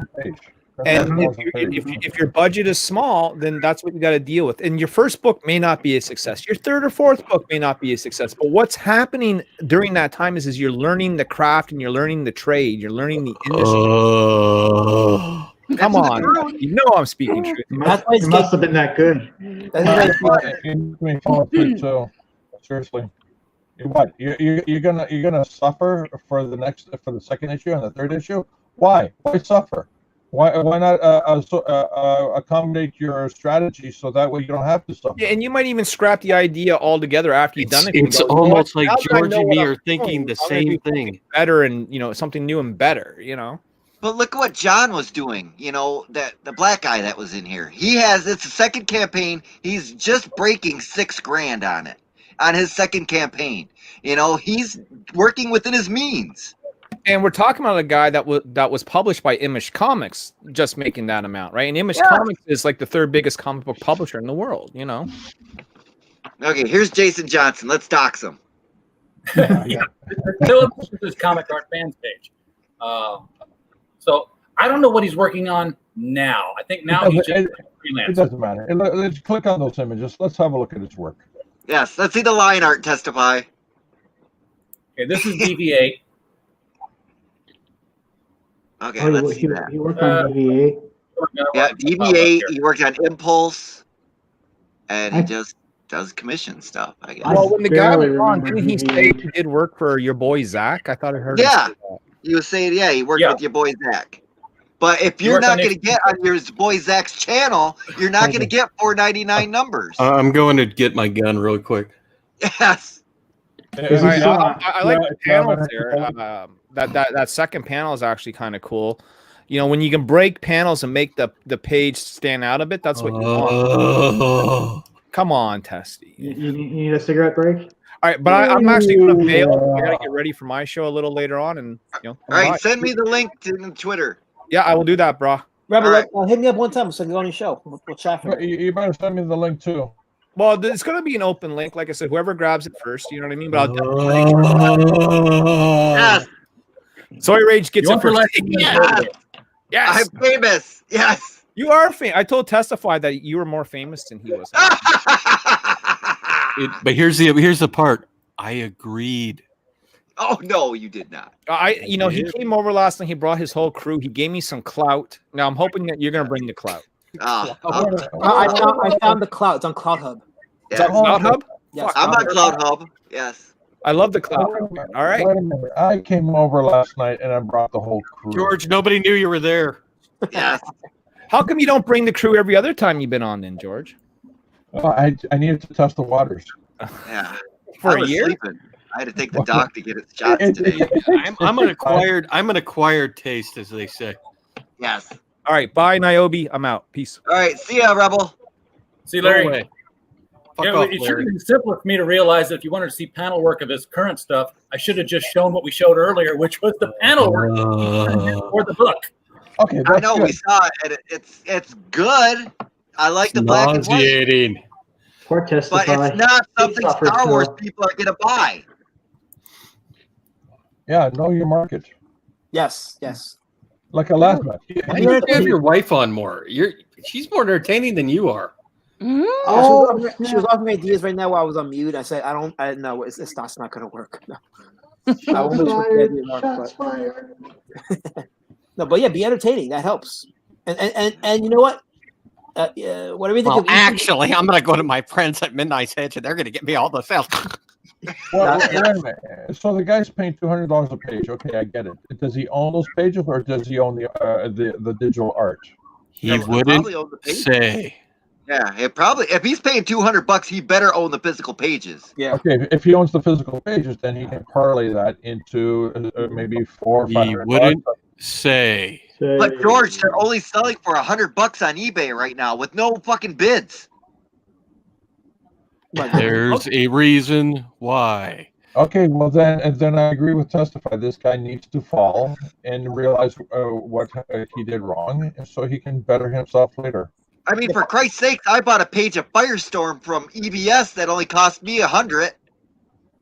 I mean, there's. What? Have we looked at what Rainbow the Brute is up to? I think it was like 328,000 or 338,000. What do you think, George? I think it hit 400,000 right now. Yeah. Well, let's see. Let's see. Oh God. Oh, you back? Look at all the backings RJ did. No, these are my referrals. Now we can figure out RJ's I real want name. to be the center of attention. I don't see no socks on there, RJ. Yeah, I haven't referred anybody to your Can you get off the screen and just leave your wife there instead? You're nobody. Yes. I want to talk to Last Man's wife. What comic books does she read? How many books have you backed? Yes. Yes. How many books have you backed, The Last Man's wife? How many what? Books have you backed? How many books have I backed? Okay, Yeah. why are you with him? What's your backer number? $335,000, George. Look at that money. It's terrible. I expected it to make 400,000 right now. I would love to make that kind of money. Well, if we converted it to Canadian, it'd probably be over 400. It would be. It wouldn't matter. I would love to have that kind of money. So Mrs. Alberto, what comic books do you like to read? Honestly, I'm not really into comics. What's your backer number? I don't have a backer number. Oh. Do you buy books for Last Man? I'm a little lost now. I'm trying to just like understand what you guys do. Tell us that you buy Last Man's books. What we do is we buy comics and we make comics and socks. I don't make a damn thing. So are you saying that you had absolutely no idea what it is your husband does? Well, I know he does the comic book thing, but I'm not like really into it. I glance at his screens every once in a while, but I'm gonna be so embarrassed. Would you like to throw some screenshots because Antic's not on screen? Oh, I just told my wife, I go, his wife showed up on screen and I can tell she doesn't want to be there, so I want her now to be the focus of attention. yes, she's so beautiful. oh, Yes. thank you. I don't know who's talking. I'm lost.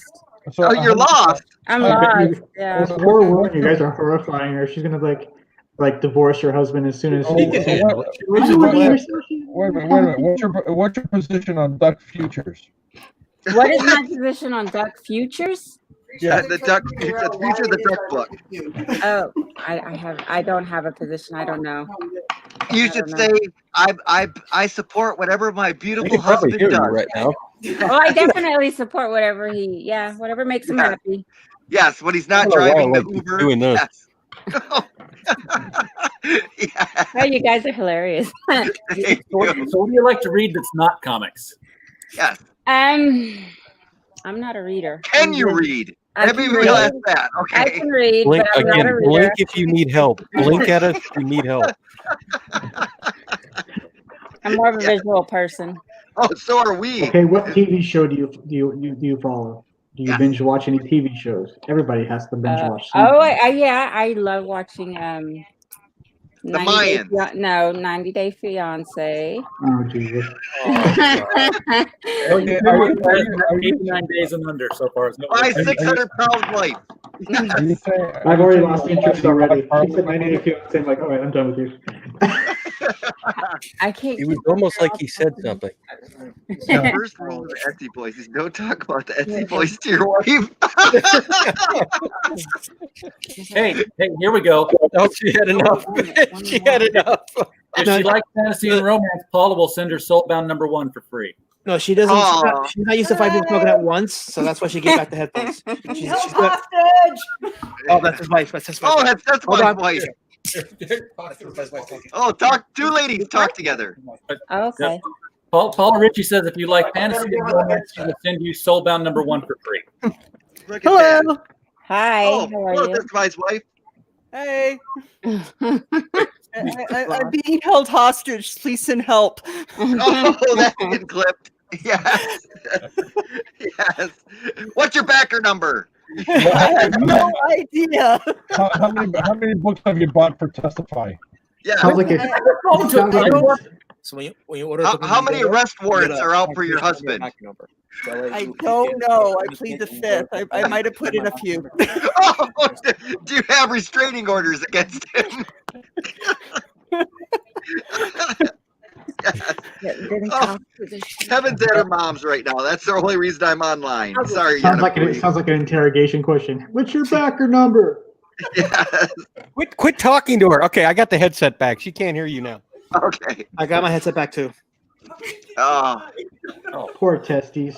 yes. Testes? So RJ, What are you doing to my wife? No, I asked her how many restraining orders she had against you. Okay. No, RJ, wasn't this a great stream you had tonight? Oh, yes. I forgot we had a stream. We're live, aren't we? Yes, we are.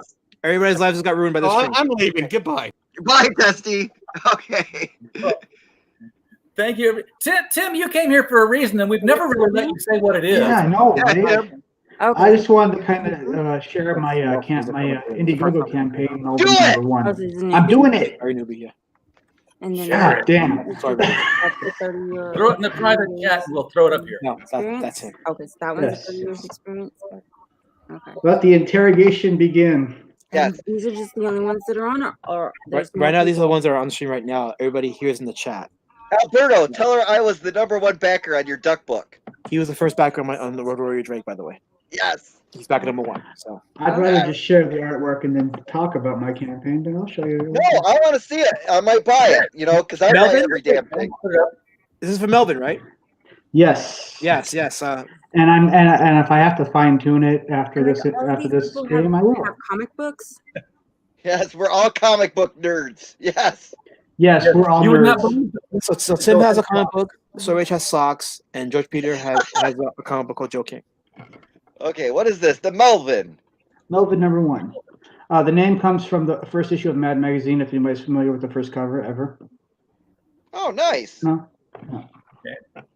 Oh, it's only $10. Basically only $10. Well, plus shipping, it's 20. But $10 for shipping? $10 for shipping. Christ, you people. But you I get know, the button right? sticker. Yeah. What more do you want? God damn it. How many times do you have to fold it to put it into the envelope? I'm gonna go with 20. You don't have to fold it at all. We've know. learned you can actually just write the name and address on the back cover and put a stamp on it and tape Oh, it. okay. I'll write that down. I'm gonna write that down. I'm gonna write that down. So Melvin is He's a Melvin- mercenary. Go ahead. He's a mercenary hired to save a princess from a murderous cult. okay. Gotcha. Now he's yellow. Yes, that's a kind of a tribute to The Simpsons, which I grew up watching. So, I And- also This is why Asile is late, because Vic King drew this. yes, I had to have the. Somebody suggested I should have the original cover redrawn, and he mentioned Vic King, and I thought I sent him a message, and he said, "Okay, I'll do it," and it turned out awesome. So which one is Vic do? #1 or the? But he's gonna be it's gonna be the original cover. Okay, so get that one. That one's Vic's. Yep. Okay. I mean, there's a Rob Ewing over here. That's also Rob cool. Ewing, yep. He did that. He did that before I started my first attempt, and he kind of just did it as a. I got that for nothing. It was a favor. See, you know how to go out and get the artwork. Yeah, You and get that clever. is done by the Sherwin, who does the inside artwork, and it was colored by Leon Phillips. Okay, so you did a flexible goal. Yes. So if you don't hit this $2,000, are you able to produce a comic book with Yes. whatever you hit? Yes, I am. Okay, I'm gonna back you. All right. All right. Thank you.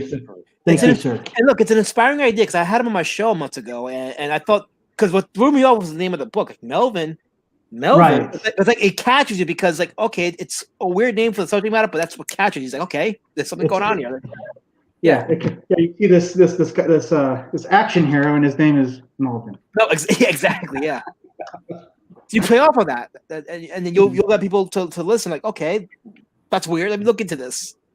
And I'm thinking it would be a good flex goal to have like cards at like 1,500, and then after a little after that, I think I was going to do a colored version, which I already got a colorist for it. I forgot where I sent it. Well, let me ask you. You didn't finish drawing it yet, right? Or it's not finished drawing yet. The right? artwork is done. We're just we're working on putting on the lettering and proofreading. When do you think you'll be done by that? Well, I think I'll be done by the time I start shipping out, which will be in April. Okay, that's okay. That's good. So April, people can expect a physical book then. Yeah, this is the thing I think really is going to grab people is the colored version. Can you enlarge that page right there? I cannot. Okay, no, that looks pretty good. I want to see if we can get a bigger picture of that one because that's some pretty sick coloring. All right, I backed it. You don't let me down, Tim. Oh, I won't, sir. I won't. All right. The one talking is this one? That's Soy Rage, yeah. Yes. Yeah, I'm a backer. I'm afraid Soy Rage will come to my house and kill me. Yes. He'll like break a window and then like jump in and start slapping me around. He won't kill you. He won't kill you, and that'll be the thing you would want for more than anything. You know, I have faith in you. He'll just mark me with a. Tim, if I could sell $1,000 worth of socks, I have faith that you can hit this goal. Let's get Melvin to hit his goal. Yes. $2,000. We're 12% of the way there. Yes. Well, we got you a backer, so good job, Mel. Yes. Yeah. Now, do you have 20 days left, or do you really have 50 days left? Well, I can extend it one more time for another 30 days. If I would suggest you do that. So it was like a 2 weeks left in January. Yes, you got 20 days left in this campaign. I'm gonna guess with this campaign you'll probably hit $1,000 maybe, and then if you extend it, you might hit the $2,000. But I don't know. My personal opinion, if you can be entertaining and hear advice from some people about how to really shill this book, I don't see why you can't do at least $3,000 minimum. I don't see why. With this God idea. willing. God willing. But you got to have your ears open to what suggestions are thrown your way because there are creators. I won't name them, but there's some creators who are stubborn and they're killing that campaign before the campaign. Nasser! I didn't say it. I'm just simply pointing out that if you keep your ears open to suggestions, you might make a lot of money on this campaign. Just my suggestion. Yeah. I know. It's just like Some it of could us be worse. can't I could be paying $200 per page. I know, dude, and that's what you're proving that you can do it just by setting your bar low at your first go out. You're proving yourself.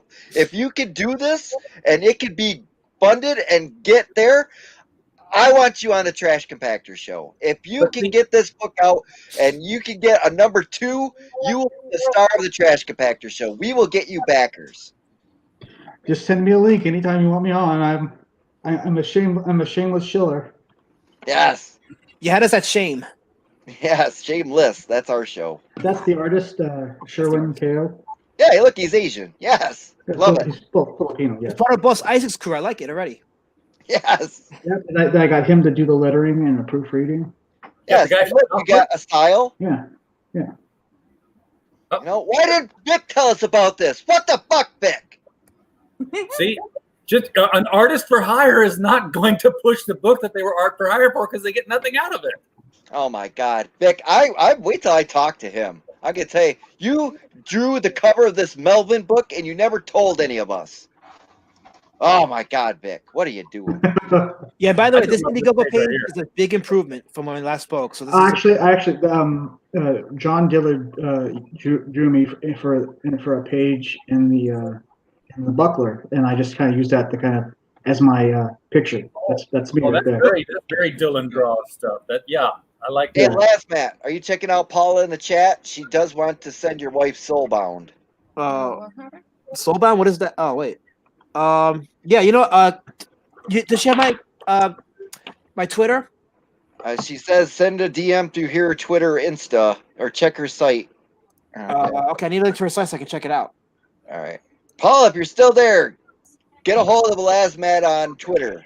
My Twitter's a Lazmat Films. It's hard to not find me. Yes, it's got a duck. I think it's on right. it. I don't know what that means.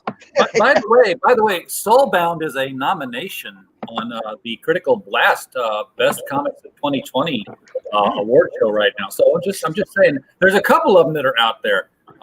Is there any chance I'll be able to be nominated in 2021? There's every chance that you might be nominated. Can't say who's going to win. I will say this: some people are really playing the social media game pretty well right now because like there was like 1,000 eye chart before. It looked like a bullet.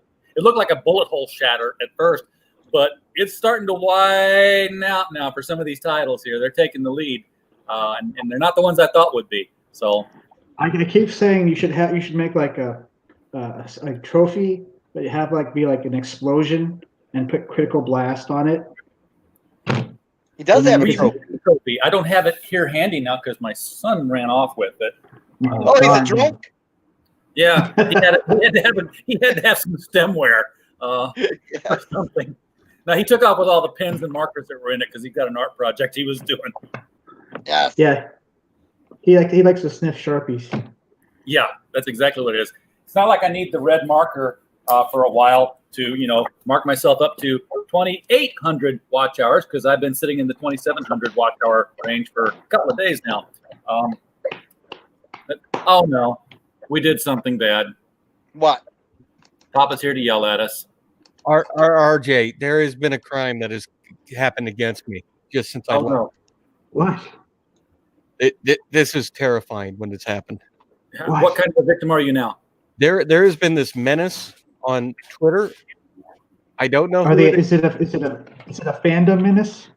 No. This is a menace to society. I have. You got another message? May please share my screen. I said, "Why is this happening to me?" But he came in like a wrecking ball. What the hell is that?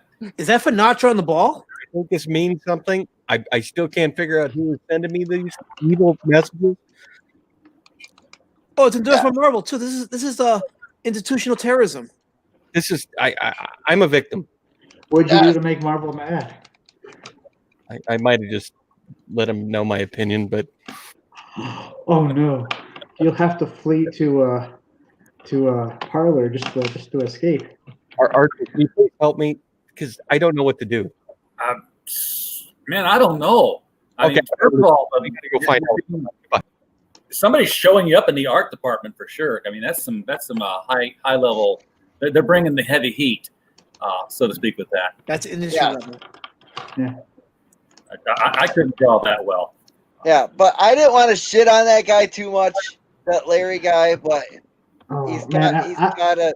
Yeah. One thing. Here's the thing with I Tim. heard $200 a page, and oh my god, I had like 400 texting. Like, oh shit. At least with Tim, he can listen and he'll take constructive criticism. So that's why he will succeed if he listens. If he takes that path, he will succeed. Hey, you know what? The 2 pages I saw of the book look phenomenal. When the guy launches, I hope Larry comes back on here, takes one of our hour slots where it's just him, and he's not getting yelled at by everybody. Yes. And it can focus on just the chat. He and I talk about the book. The book looks great. It's a very audacious goal to try to hit, honestly. But he did pick a very, costly artist to go with. So, well, that's that. And the thing though is, just because people like what they see doesn't mean they're going to back it. Because you don't know what the financial situation of the people you're trying to sell to is. Yeah, and 30 days. Who knows if the full faith and credit of what we call dollars is going to be worth anything anymore? Yeah, to be quite honest, I didn't like Elasmat. I didn't like what I saw when I saw his book, but because he's a great guy, I backed him, and twice. Yes. I'm just kidding. I love you and your duck book. Yes. Yes. My what book? Wait. What? The Drake book. Excuse me. Oh, that book. Yeah. Okay. Yes. The Drake. I'm not racist. Yes. You're progressive. I like it. Yes. Whoa! What a great stream. It has been a great stream. I got a question. How come Ethan has so many campaigns running right now? Because he's a grifter. Oh, okay. Yes, yeah. I love that comic book character, Grifter. Oh, we're talking about. I wish I had a shot to write Grifter because I would write him. I swear to God, I'm sure that when he was designed for Wildcats, they were thinking, hey, he's wearing the duster jacket, he's got the face mask on. Let's call him like one of those Old West grifters that moved from place to place. I'm like, Drifter. I'm sure that's what they were thinking. If I got a chance to ride him, he'd be a hero who takes out the bad guys by running long con games on them. Yeah, Zealot was better a character though. I don't know. I kind of like I said, Wildcats was a good series, and then towards the end they kind of wrote themselves into a corner. Yes, once they went to DC, it was trash.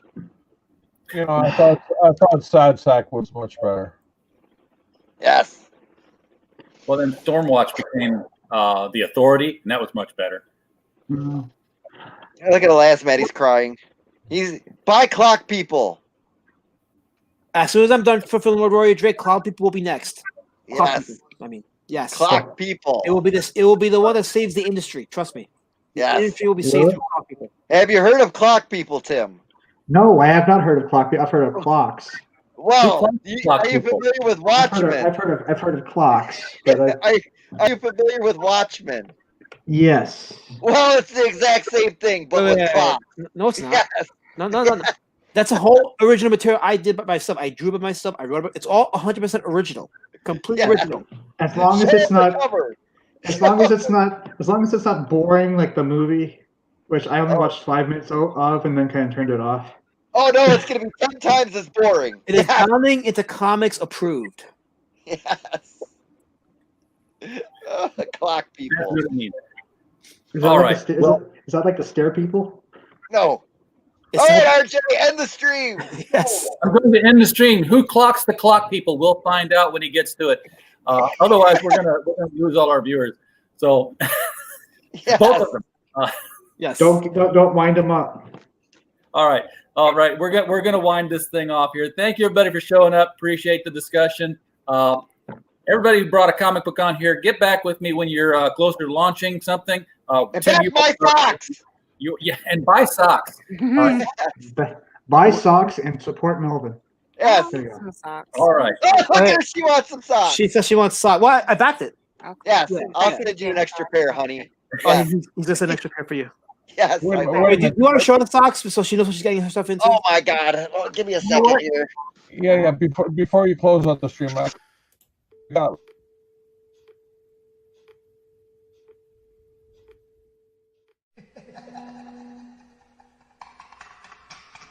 Two types of people in the world.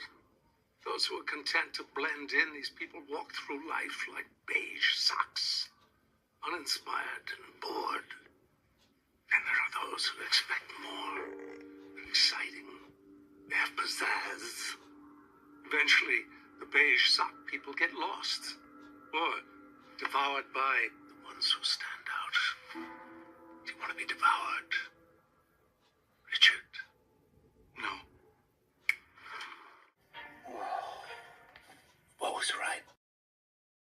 The track. Yes. Look, Elasmat is even on the sock. Yeah, I'm there. See, look. There's Drake. Oh, I really like them. How am I gonna get some of my peoples to buy them? Oh, Yes. you want me to send the list so they can get people to buy it? I can try. Those are cool. I'm gonna give away to Hey. Indigo. She said she'll try to get people to back it. So Awesome. Yeah, everybody at the Home Depot that you stand out in front of. Yes. Yes. Way to make some merch. Yes.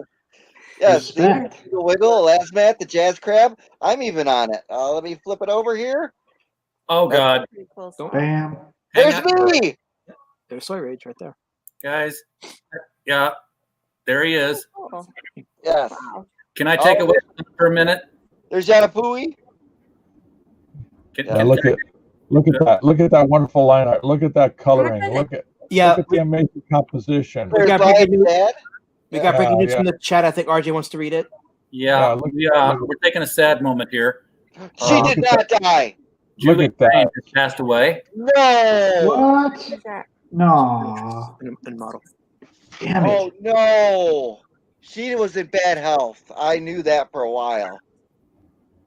So 2021 is just continuing the fuck you train that 2020 left us with. I have her autograph hanging up on my wall. Oh no. Okay. Julie Strainer, eh? Oh, that's too bad. She was like 6'4". Awesomeness. She did a great movie, H.P. Lovecraft movie. She also she was also the voice one of the main character in Heavy Metal 2000. Yes. So the first thing I do when I Google her name is I get a headline that says Julie Strain is not dead. Film company now says.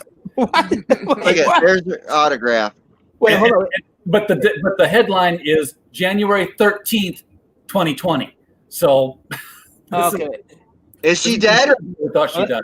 Hold on. I'm gonna check right now because I was told a few days ago that Pope Francis passed away. That didn't happen. There's Julie's autograph. If it's really You bought that. dead. Hook, That's line, pretty and cool. sinker. That's pretty cool, man. Tanya Roberts died, came back to life, and died again. Sorry, Lasmat. That was an epic troll on my end. Oh, it's okay. I didn't name you, so it's all right. You didn't have to. I thought you get it. You know when I start. Heavy Metal 2000 was actually a pretty good, Yes. pretty good film. Yeah. Okay. So there's no confirmed reports of Julie Strain dying. So we must take back our eulogy because we have no confirmed reports about it yet. That's Julie Strain, by the way. Yeah, she was married to Kevin Eastman. He's married to Kevin Eastman, the co-creator of the Ninja Turtles. What are they still married, or are they? She's in bad health though. She's been in bad health for a couple years. They're still married, as far as I know. And I think he's the one that directed that Heavy Metal movie with Julie Strain. Yeah. He was also editor-in-chief of Heavy Metal magazine. Yes. Yeah, because there was rumors she died a couple years ago, because she was in really bad health. Yeah, and I'm not seeing anything on the news that's declaring that was happening. So anyway, I'm going to have to take off, you guys. Appreciate everybody being on the chat, and we'll check in on this and get back with some news tomorrow on that if we can confirm that Julie has passed on. Thank you, everybody in the chat. We will see you again tomorrow night.